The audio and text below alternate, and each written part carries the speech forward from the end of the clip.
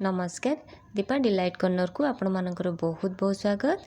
आज मु सिंपल चुना माछ भजार गोटे इजी रेसिपी नहीं कि आसी तेबे आसंतु आरंभ करबा ए रेसिपी को।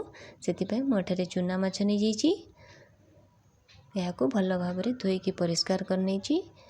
एथिरे अल्प टिके लूण हलदी और फाळे लेंबू देई मैं याको 15 मिनिट मैरिनेट पई छाड़ी देइथिली। एबे भजा पई मु 2टी पियाज 2टी कंचा लंका गोटे चामच अदा रसुण बटा नहीं जाइछि। एबे आसंतु माछ को भाजी नबा। माछ भाजीबा पई मु कड़ाई को प्रथमरु गरम कर नेथिली। एपरि भाबरे आपण कड़ाई को 5 मिनिट गरम कर नेबे। एबे एथिरे सोरिष तेल को दे दबा। मु एठारे 2 चामच सोरिष तेल यूज करिछि। और तेल रु धुआं बारिबा जाए आमे टिके याकू तेल को गरम कर नबा। तेल रु धुआं बाहरलानी। एबे एथिरे आमे माछ को दे दबा, जो द्वारा माछ हमर तळे लागिबनी कि भांगिबनी।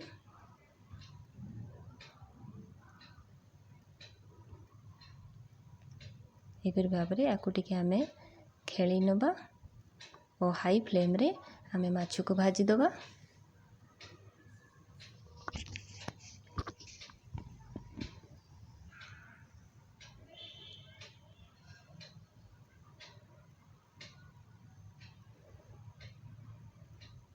देखंतु माछ हमर भाजी गलानी गोटे साइड रु।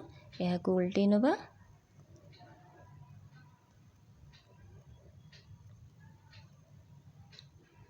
माछ हमर भाजी गलानी दुई पटरु। एबे याकू गोटे प्लेट को काढ़ी नबा।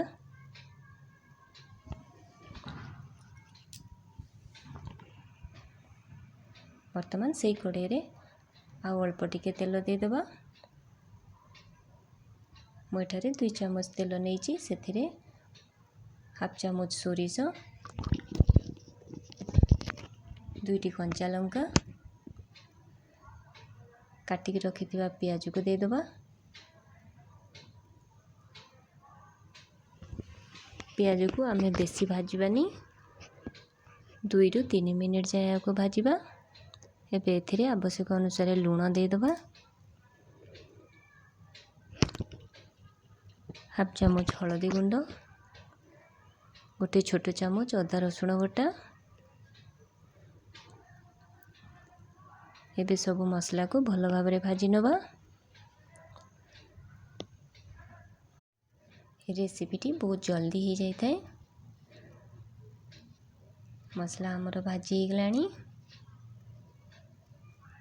एबे एथिरे हाफ चामच काश्मीरी लाल मिर्च पाउडर दे दबा।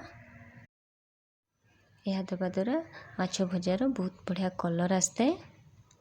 यह टिके गोले नबा। ए रेसिपीटी जिते सिंपल सेते टेस्टी मध्य होइताए। एबे एथिरे हमें गोटे चामच फिश मसला को दे दबा।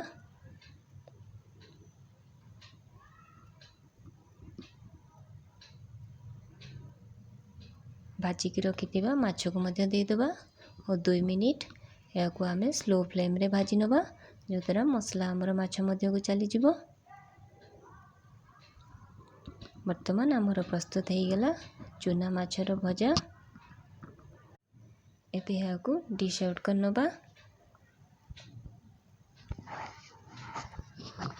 जदि मो रेसिपीटी आपनको भल लागिछि याको बहु मात्रा रे लाइक कमेंट शेयर करंतु। और जदि नुआ करी मो चैनल को आछंती तेबे सब्सक्राइब करनेबे, पाखरे थिया बेल आइकन को मध्य प्रेस कर देबे, जो द्वारा मो वीडियो रो नोटिफिकेशन आपनको पाखरे शीघ्र पहुंची जिवो। रेसिपी को घरे ट्राई करंतु और निहाती कमेंट करंतु। Thank you.